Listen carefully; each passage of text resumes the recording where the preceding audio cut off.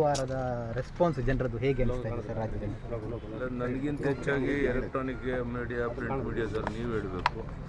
ತುಮಕೂರು ಜಿಲ್ಲೆಯಲ್ಲಿ ನಮ್ಮ ನಿರೀಕ್ಷೆ ಮೀರಿ ಒಳ್ಳೆಯ ಕಾರ್ಯಕ್ರಮಗಳಾಯಿತು. ಎಲ್ಲ ಕಡೆ ಎಲ್ಲೂ ಸಹ 10,000ಕ್ಕಿಂತ ಕಡಿಮೆ ಜನ ಸೇರಿರಲಿಲ್ಲ. ಅದೇ ರೀತಿ ಹಾಸನ ಜಿಲ್ಲೆ ನಮ್ಮ ಸಂಘಟನೆ ದೃಷ್ಟಿಯಿಂದ ವೀಕ್ ಇರುವಂಥ ಜಿಲ್ಲೆ, ಅಲ್ಲೂ ಸಹ ಅತ್ಯಂತ ಯಶಸ್ವಿಯಾಗಿ ಕಾರ್ಯಕ್ರಮ ಮುಗಿಸ್ಕೊಂಡು ಇಲ್ಲಿಗೆ ನಾನು ಬಂದಿದ್ದೇನೆ.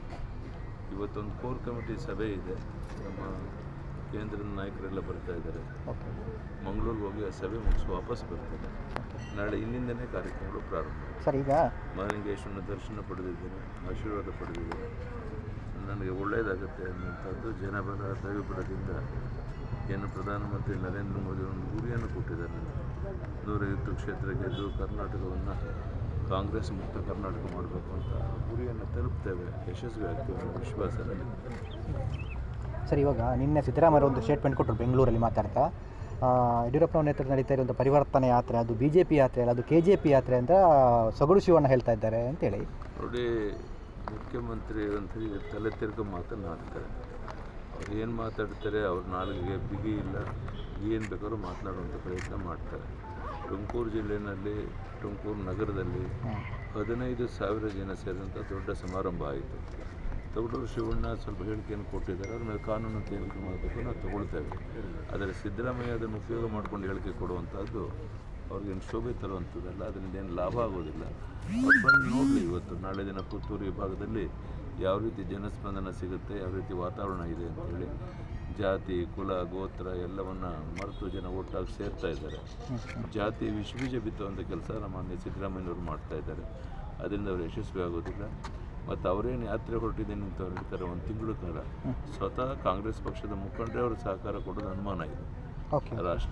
ಅವರ ರಾಜ್ಯದ ಅಧ್ಯಕ್ಷ ಪರಮೇಶ್ವರ್ ಅವರೇನೇ ಈಗ ಆಕ್ರೋಶಗೊಂಡಿರುವಂಥದ್ದು ಎಲ್ಲರಿಗೂ ಮನೆ ಮಾತಾಗಿರುವಂಥ ಸಂಗತಿ. ಆದ್ದರಿಂದ ನಮ್ಮಲ್ಲಿ ಒಗ್ಗಟ್ಟಿನಿಂದ ಒಟ್ಟಾಗಿ ಯಶಸ್ವಿಯಾಗಿ ಯಾತ್ರೆಯನ್ನು ಮಾಡ್ತಾ ಇದ್ದೇವೆ. ನಿಶ್ಚಿತವಾಗಿ ನಾವು ಗುರಿ ಮುಟ್ತೇವೆ ಅನ್ನೋ ವಿಶ್ವಾಸ ಇದೆ. ದಿನೇ ದಿನಕ್ಕೆ ಈ ಯಾತ್ರೆಗೆ ಹೆಚ್ಚು ಯಶಸ್ಸು ಸಿಗ್ತದೆ. ಸೊಗಡು ಶಿವಣ್ಣ ಜೊತೆ ಯಾವಾಗ ಸರ್ ಆ್ಯಕ್ಷನ್ ತಗೊಳ್ಳೋದು? ಅಲ್ಲ, ನಾವು ತಿಳಿಸ್ತೇನೆ ಹೈಕಮಾಂಡ್ಗೆ ಏನು ನಡೆದಿದೆ, ಅವರು ಏನು ಹೇಳಿಕೆಯನ್ನು ಕೊಟ್ಟಿದ್ದಾರೆ ಅಂತ. ಕೇಂದ್ರದ ನಾಯಕರಿಗೆ ಬಿಟ್ಟಂಥದ್ದು ಕ್ರಮ ತಗೊಂಡು, ಹಿಂದೆ ಕ್ರಮ ತಗೊಂಡು ನಾನು ತಪ್ಪು ಮಾಡಲ್ಲ ಅಂತ ಹೇಳಿದ್ಮೇಲೆ ಮತ್ತೆ ವಾಪಸ್ ಎಲ್ಲ ಅವ್ರನ್ನ ಜೊತೆ ತೊಗೊಂಡಿದ್ರು. ಆದರೂ ಈ ಥರ ಒಡಕು ಮಾತಾಡುವಂಥದ್ದು ಅವರಿಗೆ ಶೋಭೆ ತರುವಂಥದ್ದು. ಸರ್, ನಿನ್ನೆ ಕಾಂಗ್ರೆಸ್ನವರು ನೋಟ್ ಬ್ಯಾನ್ ವಿಚಾರವಾಗಿ ಕರಾಳ ದಿನ ಆಚರಿಸಿದ ಅದರ ಬಗ್ಗೆ ನಿಮ್ಮ ಮೂರ್ಖರಿ. ಇವತ್ತು ದೇಶದಲ್ಲಿ ಈ 500,000 ನೋಟ್ ರದ್ದತಿ ಆದಮೇಲೆ ಆರ್ಥಿಕ ಸ್ಥಿತಿ ಸುಧಾರಣೆಯಾಗಿ ಇಷ್ಟು ದೊಡ್ಡ ಪ್ರಮಾಣದಲ್ಲಿ ಎಲ್ಲ ಯೋಜನೆಗಳು ಜಾರಿಗೆ ಬರ್ತಾ ಇದೆ.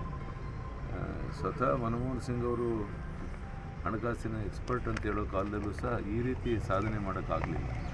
ಡಿಜಿಟಲೈಸೇಷನ್ನು ಮತ್ತು ನೋಟ್ ಬ್ಯಾನ್ ಮಾಡಿದಂಥದ್ದು ಮತ್ತು GST ಜಾರಿಗೆ ತಂದಂಥದ್ದು ಪ್ರಪಂಚದಲ್ಲೇ ಮೂರನ್ನು ಒಟ್ಟಾಗಿ ತಂದಂಥದ್ದು ಭಾರತದಲ್ಲಿ ಮಾತ್ರ.